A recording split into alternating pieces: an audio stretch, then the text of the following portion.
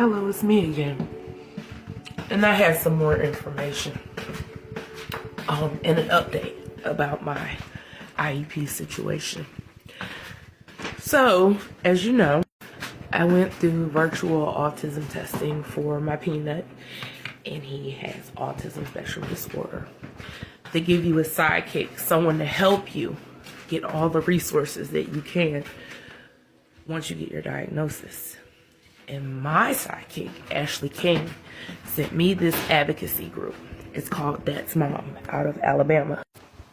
So the minute I signed up, Demetra called me and said, none of this sounds legit, legal, okay about the school district, the charter school, what they did, and or Montgomery Public Schools. She put me in contact with the lawyer. I talked to Montgomery Public Schools, and they're very adamant about putting my son in mainstream classes, despite me telling them that it's not a good idea. They said that's just the way that it has to be done.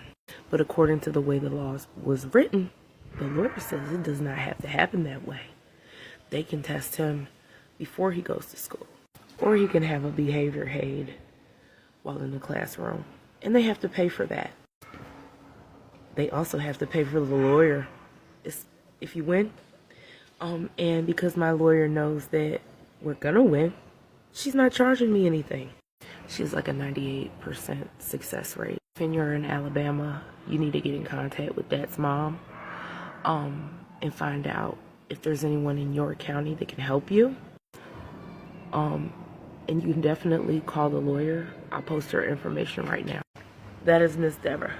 That is her phone and fax and her email address if you have questions. If you live in the state of Alabama, send her a little message if you're having problems getting an IEP for your special needs child. By the way, IDEA is a federal law, so in your state, the SAVE rule would apply. You just have to find a lawyer willing to take your case, and the school district has to cover it.